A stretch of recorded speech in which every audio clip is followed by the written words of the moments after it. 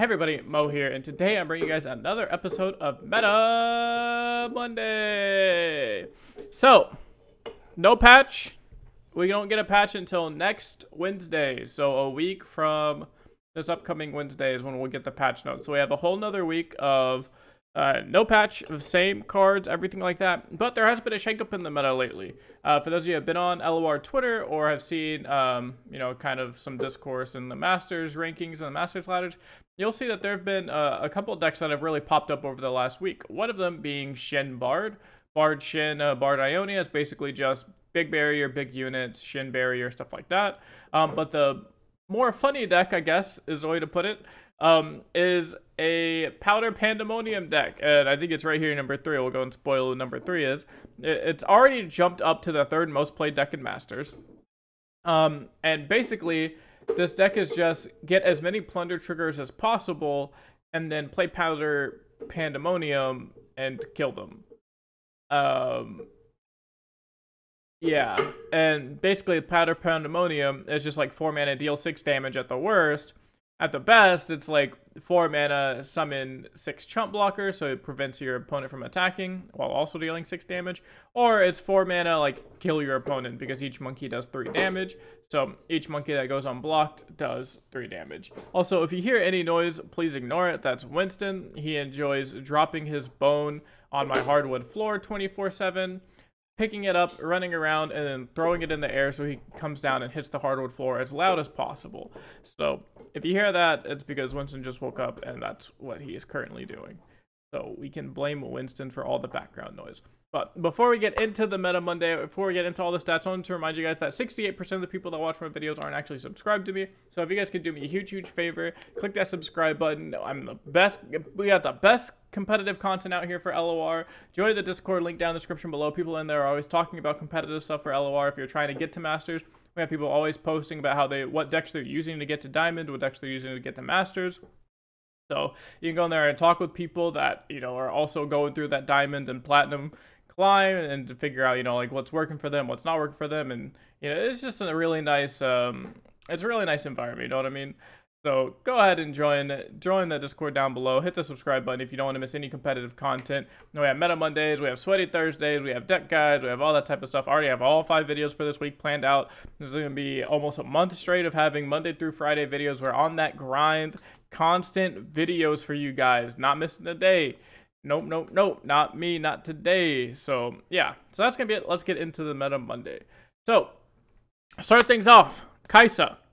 Still the most played deck. Kai'Sa and Bartolai, still the top 2 played decks. Not too much to go into detail here. I don't think the deck lists have changed literally at all. Sharpsight bug got fixed, but it doesn't matter because Sharpsight is still a good card. Deck is still amazing. His deck is still extremely strong. It's just, as strong as it's supposed to be, not bugged out and even stronger. Bartolai is still insanely strong. I don't think any changes to the deck have really been made. Yeah, I saw some people were actually putting Cosmic Binding in the decks. This is to kind of help in the mirror match where you can like kill off an Esmus and then stun like a big Overwhelm Tentacle or something. It seems to be fine. A few people have been putting in Bone Skewer for the mirror match as a way to kind of like save your champion or save a unit while also killing one of their units. I'm not a fan of it. I would honestly just run the same list I ran like 3 weeks ago when the deck first got discovered. Don't play Make It Rain. Make It Rain is extremely bad. All of the stats show that Make It Rain is extremely bad. You don't need Make It Rain. You already beat aggro. You don't need this bad card in your deck. So don't play Make It Rain. Alright, so now coming down, and things actually get a little bit more interesting. So starting at number 3 is Powder Pandemonium deck. So we'll go into this a little bit more. I might put a video out on this tomorrow. So if you want me to put a video out on this tomorrow, go type Monk in the chat. M-O-N-K-E. Type Monk. If you're Monkey, if you're interested. And me making a monkey deck tomorrow's video. Holy shit. Yeah, because I might just go and do it. I might take this exact list, or I might take the list of whoever's doing the best. Let's see, under like 80% win rate right here. Oh, oops, didn't mean to click on their profile. I just want to see your monkey deck, man. I just want to see your monkey deck. All right, so can you just show me the monkey deck? There it is. Yeah, so I'll probably just play this guy's monkey deck. Plays one of the Oral Grifter. Everything else looks about the same. He only played 2 Riptide Sermon. I guess that's the only difference between his list and the stock list. Is yeah, this plays 3 Riptide Sermon, 0 of that guy. Yeah. And he plays 2 Teemo instead of 3 Parlay. Okay. That's fair. Yeah, I mean, I'm definitely down to try it. Down to try this deck. So if you're interested and you want to see some of the gameplay on it, check it out. But yeah, basically this deck is just Plunder. So you get a bunch of card advantage off of Plunder. You have a bunch of removal spells for early game units because of things like Make a Rain, Parlay. Jagged Taskmaster makes all your monkeys 4/1s. And then, yeah, you kind of just play Pandemonium towards the end of the game and kill them. Try and kill them with Pandemonium. Try and kill them with Burn from Double Up. Kill them from Burn with Runeterra X. This deck is really reminiscent of Pink City. For those of you that remember, like, Twisted Fate, Gangplank, Pink City, or some people tried to play, like, Twisted Fate, Nar, Gangplank. This really reminds me of that, where you're just playing, like, a bunch of, like, little 1 damage things, and then you usually ended the game with, like, a Gangplank or something. Well, now, you're just going to end the game with the Powder Pandemonium instead of ending it with a big Gangplank level up. That's pretty interesting. But it doesn't have too high of a win rate. It only has 50% win rate. I saw a bunch of people on Twitter saying, like, oh, this deck's broken. This deck's so broken. But honestly, it doesn't look that great. It only has a 50% win rate. I don't know. Who knows? Maybe it's just a case of players not knowing how to play the deck, bringing down the win rate. Who knows? Annie Jin. So, Annie Jin, not really too much to say about this. Same deck has been around for about 2 seasons now. Yeah, it's just Burn. People love Burn. Burn's easy-ish. It's fast. No, I don't think it's in a very great spot, but yeah, it's just fast, easy. People love it. So these are all your top Bird players. Got Owie, got Gailey, got these people. I don't know the rest of them, but I know Owie and Gailey. So maybe it's good. It's good enough for a seasonal champion to be playing at 69% win rate. Maybe it's good enough for you too.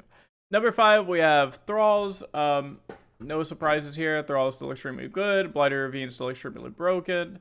Rite of Negation still extremely strong. Not the one Buried in Ice helps out against your like really big mid-range decks. It helps punish bad players that overcommit into it, which is something you really want to make sure that you're doing on ladder. We see here top Thralls players. Vansora, Cameron Hanzo, Pavalici, so all these amazing players on Thralls. Cameron known for his Thralls. So glad to see he's back on this, even though it's gotten extremely nerfed. Glad to see that it doesn't matter, and the Thralls Kings are still playing Thralls. Then we got Kaisa Sivir. Not much to talk about here. It's just Kaisa Sivir.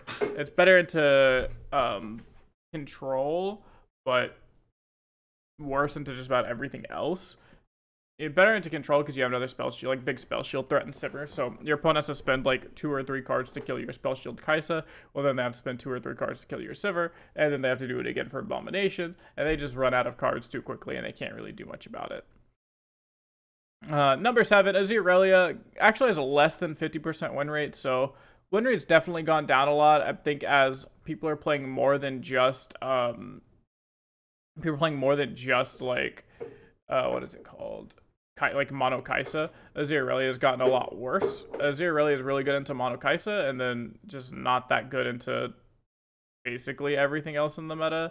So it's not a bad deck by any means. Like you see here, the top pilots still have 72% win rate, but it drops off really hard after basically the first 2 pilots. Like the first one, Micah has 72% win rate, Fitz has a 67.5% win rate, and then after that, the win rates kind of dropped down to sub 60%, which isn't very common for top pilots. That shows you that maybe the deck isn't that strong.